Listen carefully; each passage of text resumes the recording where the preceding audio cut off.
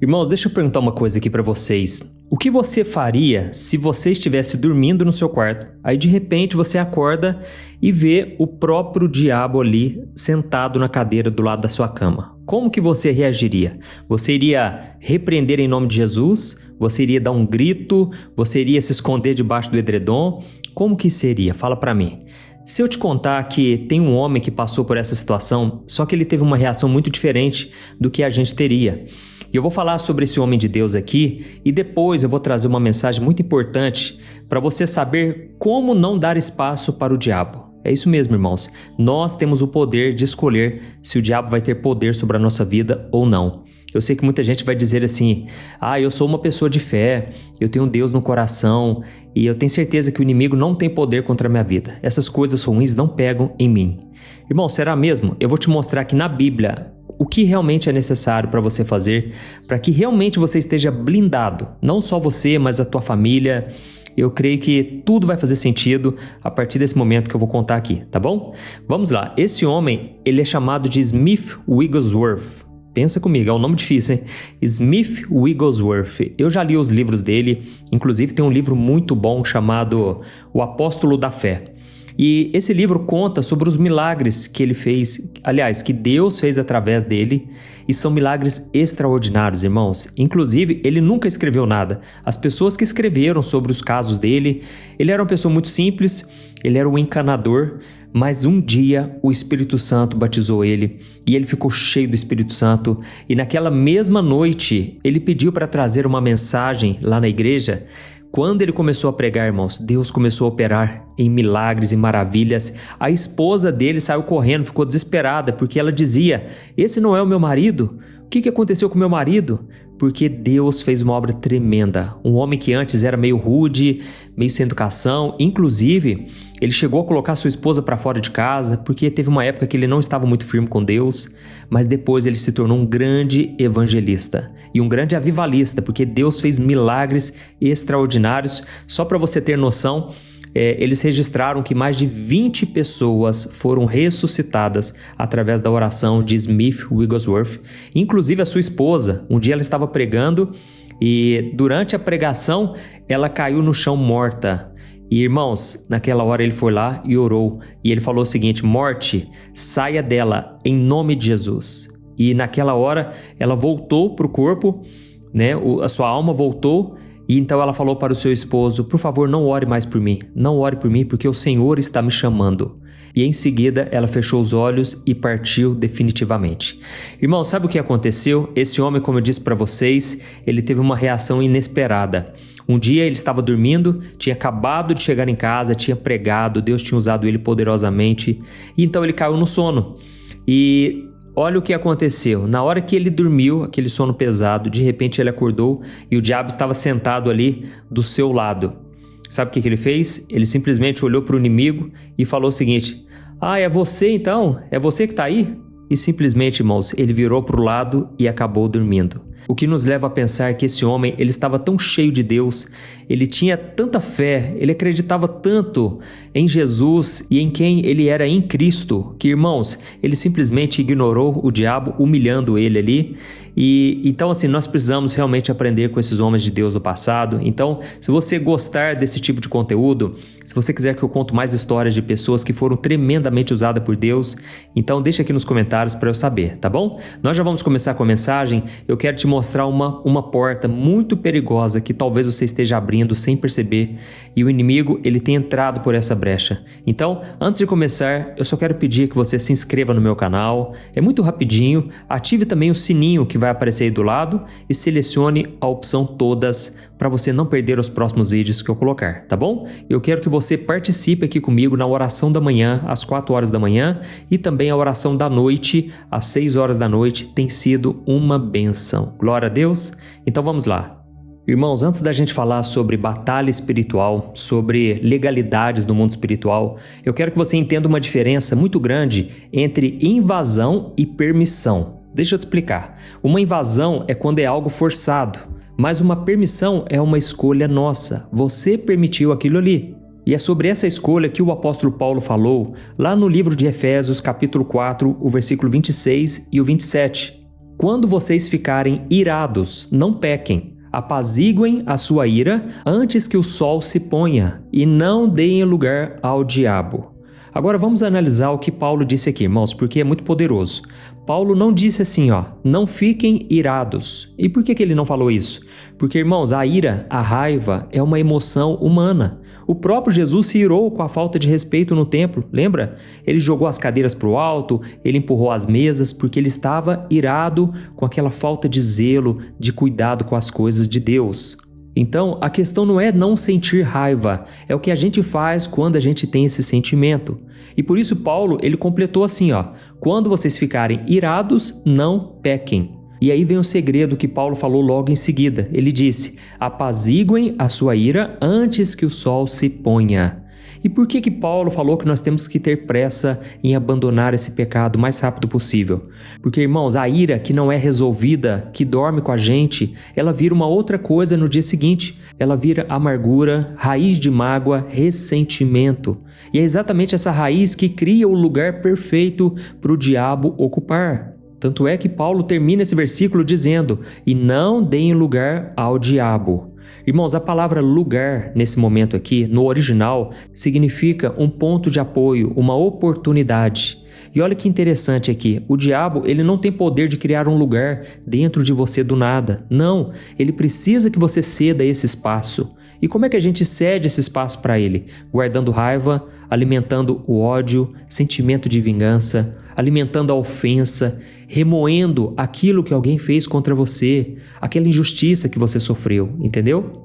Então, o diabo não entra na vida de uma pessoa se ela não der legalidade, se ela não der espaço. É como você deixar um quarto vago na sua casa e você entregar a chave na mão de um estranho perigoso. Ele não vai arrombar a porta. Por quê? Porque você entregou a chave na mão dele. E talvez você pense assim, mas pastor, o meu problema não é ficar com raiva. Eu não tenho esse problema, eu sou uma pessoa calma, eu sou uma pessoa tranquila. Mas, irmãos, eu vou explicar uma coisa ali daqui a pouco e você vai ficar impressionado de ver que muitas vezes, sem perceber, a gente acaba abrindo brechas. E Deus está aqui hoje te tocando, falando ao seu coração, para que você tenha a sua vida totalmente blindada a partir de hoje. Amém? Irmãos, vamos voltar a falar sobre batalha espiritual, né? Muitas vezes a gente está passando por lutas, a nossa vida está travada, parece que a gente luta, a gente tenta construir algo e logo alguém puxa o nosso tapete, alguma coisa dá errado. Aí então a primeira coisa que a gente faz é tentar ver o que está do lado de fora, alguma coisa errada que está impedindo essas portas de serem abertas. Mas, irmãos, talvez o problema esteja no nosso coração.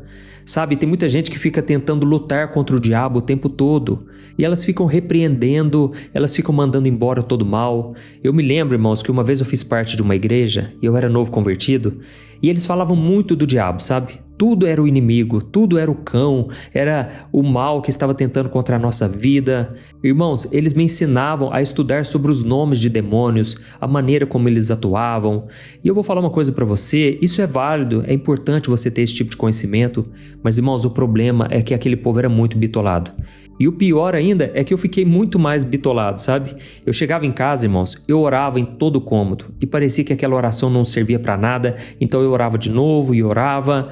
Eu me lembro que antes de dormir, eu orava assim cerca de meia hora, irmãos, todo dia. Era cansativo, às vezes eu estava morrendo de sono, mas eu pensava, eu tenho que expulsar o demônio do pecado tal, o demônio que vem tentando me fazer cair em pornografia, na masturbação, na mentira. E eu ficava repreendendo, sabe, irmãos? Até que um dia eu entendi uma coisa. Em vez de ficar lutando contra o diabo o tempo todo, era muito mais eficaz eu não dar lugar a ele. Amém? É interessante, né, irmãos? Porque isso aqui traz a responsabilidade para nós. Porque muitas vezes nós estamos dando lugar ao inimigo e não adianta repreender nesse momento. Uma vez eu ouvi uma história de uma mulher também que ela estava no hospital e ela nunca levou Deus a sério, irmãos. Ela nunca quis saber de Deus e foi então que lá no hospital ela estava sendo muito oprimida, sabe? Ela tinha uma vida muito mundana, apesar de estar na igreja há tantos anos. E foi então que quando ela estava ali no hospital, ela não podia mexer os seus braços, ela estava passando um momento bem difícil. E de repente ela viu um diabo, ela viu um demônio, irmãos, na porta do quarto lá do hospital. Naquela hora ela começou a repreender, ela começou a mandar embora aquele mal, sai da minha frente, sai da minha vida. Irmão, sabe o que aconteceu? O diabo começou a rir dela. Ele começou a dar gargalhadas porque ela estava orando, mas não tinha autoridade. Ou seja, a vida dela estava dando muitas legalidades e Deus permitiu que ela tomasse aquele susto. Irmãos, assim que ela melhorou, graças a Deus, ela tomou uma postura diante do Senhor. Ela reconciliou-se com Jesus, ela abandonou o pecado. E da mesma forma, você que está me ouvindo aqui agora, talvez você esteja pensando assim: mas pastor, eu acho que eu não tenho errado muito. Pastor, eu tenho andado com Deus diariamente. Eu até tento, viver o mais correto possível. Mas irmãos, todos os dias nós precisamos negar a nós mesmos, tomar a nossa cruz e seguir Jesus. Irmãos, muitas vezes eu caio em pecados que eu já tinha vencido. Muitas vezes eu conto uma mentira, muitas vezes eu exagero, sabe? Eu vou falar uma coisa e eu acabo exagerando naquilo que eu falei, o que não deixa de ser um pecado, concorda? Uma vez ou outra, talvez eu possa falar de alguém e aquilo acaba gerando uma raiva no coração de outra pessoa. Irmãos, nós somos falhos, nós somos pecadores. Eu não estou aqui dizendo para você que eu sou perfeito e por isso eu não estou só puxando a sua orelha. Todos nós, irmãos, precisamos nos consertar diariamente. E a maneira como você se conserta é arrependendo e procurando não cair naquele mesmo erro. Ou seja, você se arrepende e você toma a decisão de agora trilhar o caminho de Deus. Amém? Cada um de nós está num processo. É claro, irmãos, Deus já trabalhou tanto na minha vida, eu acredito que na sua também. E muita coisa a gente já venceu. Graças a Deus, não há nada que hoje me aprisiona, nada que me escraviza. E assim também deve acontecer na sua vida. Amém? Mas sabe, irmãos, uma coisa que eu percebo muito mesmo, as pessoas guardam mágoa por qualquer coisinha. Elas acham que a luta delas é contra as pessoas e não é. A nossa luta é sobre aquele que tenta as pessoas, aquele que usa as pessoas para nos atingir. Então, se você hoje tem uma mágoa contra alguém, é hora de você perdoar, tá bom? Sabe, irmãos, muitas pessoas dizem assim: ah, pastor, eu já perdoei, mas eu não quero ver aquela pessoa nem pintado de ouro. Nunca mais eu quero conversar com ela. Irmãos, será que esse perdão foi genuíno? Será que essa pessoa realmente ela não levou em conta? Porque o perdão é isso, é você não levar em conta o que a pessoa fez. É você entender que a pessoa estava cega espiritualmente, que as pessoas podem errar, assim como você erra também, e Deus está sempre te perdoando, não é verdade? Então, o verdadeiro perdão é quando você dá uma chance para a pessoa. Eu não estou dizendo aqui que você que foi muito machucada, muito traída, agora você deve conviver com essa pessoa. Porque, irmãos, nós temos um coração que não é de ferro, concorda? A gente não aguenta muita coisa também. Nós não podemos ficar apanhando e não fazer nada. Nós devemos ser firmes, posicionados, entender o nosso valor para Deus. Mas como eu disse, irmãos, tem muita gente aí dizendo que perdoou, sendo que na verdade ainda sente um ódio muito grande. Então é hora de você pedir para Deus tirar isso do seu coração, porque senão só você será prejudicado. É como você tomar um veneno e esperar que a outra pessoa morra. É você quem vai ser prejudicado, pode ter certeza disso. Então, a primeira coisa é você perdoar as pessoas. O apóstolo Paulo falou o seguinte: irmãos, eu não deixo de perdoar ninguém, eu perdoo todas as pessoas, porque eu sei das artimanhas do diabo. Eu sei que o diabo ele está por trás de pessoas que têm raiz de rejeição, pessoas que se sentem para baixo, sabe? Baixa autoestima. Irmãos, isso é um terreno fértil para o inimigo. É nessa hora que ele sopra na sua mente que ninguém te ama, que você não é nada, que se você partisse hoje, ninguém iria se importar. Então, você não deve ficar se perguntando qual é o poder do diabo, o quanto ele é forte. Não, você deve se perguntar o seguinte: qual espaço eu estou dando para o mal, para o inimigo? Irmãos, isso aqui vai abrir a sua mente, porque faz você mudar a perspectiva, faz você entender que cabe a você não dar lugar ao diabo, ao pecado. Amém? Só para a gente encerrar, irmãos, tem um versículo muito interessante, lá em Tiago 4, o versículo 7, em que Paulo diz assim, submetam-se a Deus, resistam ao diabo e ele fugirá de vocês. Irmãos, a maioria das pessoas, elas focam nessa segunda parte, resistam ao diabo. E a gente imagina que resistir é gritar, é expulsar, é fazer aquela guerra barulhenta, não é verdade? Mas aqui a primeira ordem é a seguinte: submetam-se a Deus, ou seja, fechar a porta para o inimigo não é só você dizer não ao mal, é antes de tudo você dizer sim para Deus, entende? É você se submeter a Ele, é você dizer: Senhor, eu consagro a minha vida, o meu coração, as minhas emoções são tuas, Senhor. Eu não dirijo mais nada, é o Senhor quem conduz a minha história. Então, à medida que você vai orando, à medida que você vai buscando ao Senhor, nesse momento Ele vai te dando os frutos do Espírito. A Bíblia diz em Gálatas capítulo 5 que os frutos do Espírito são domínio próprio, mansidão, bondade, paciência, amor, alegria. Irmãos, tudo isso deve fazer parte da vida do cristão. E eu vou falar uma coisa para vocês. Eu já fui em muitos lares aconselhar pessoas e eu percebia que tinha muita gritaria. Irmãos, a conclusão que eu cheguei é o seguinte: num lar onde tem muita gritaria, pode saber, tem um inimigo por trás ali. O inimigo está influenciando aquela casa, aqueles corações, porque as coisas de Deus, irmãos, trazem paz. Deus é um Deus de paz. E não é à toa que os frutos do Espírito Santo são paz, alegria, amor, bondade, domínio das suas emoções. Amém? Então agora eu quero fazer uma oração por você, você que entendeu essa mensagem. Olha, todo dia eu quero estar aqui para te ajudar na caminhada. Eu quero fazer oração de manhã à noite. Então, não deixe de compartilhar essa mensagem também no final da oração, tá bom? Tem muita gente precisando ouvir uma palavra e Deus quer te usar poderosamente. Vamos orar. Senhor, meu Deus e meu Pai, nós queremos te agradecer pela tua palavra de hoje. Oh, meu Deus, obrigado porque ela é luz para os nossos caminhos. A tua palavra nos revela as estratégias do inimigo e, mais do que isso, ela nos mostra o caminho da vitória que está no nosso relacionamento contigo. Oh, meu Pai, em nome de Jesus, nós nos colocamos diante de Ti com o coração aberto, com o coração sincero. E nós te pedimos perdão, Senhor, porque muitas vezes, consciente ou não, nós tomamos decisões erradas. Nós abrimos portas, nós damos lugar ao inimigo. Perdoa, Senhor, pelos nossos momentos de raiva, de ira, e muitas vezes acaba ferindo outras pessoas. Muitas vezes a gente acaba machucando as pessoas com palavras. Oh, Deus, tem compaixão de nós, Senhor. Quantas vezes a gente alimenta a fofoca, a inveja, todo tipo de sentimento que não vem de Ti, Senhor. Mas por isso nós nos arrependemos nesse exato momento e nós usamos a autoridade que Jesus nos deu para expulsar todo o mal. Em nome de Jesus, nós repreendemos toda a ação do inimigo tentando nos influenciar para o pecado.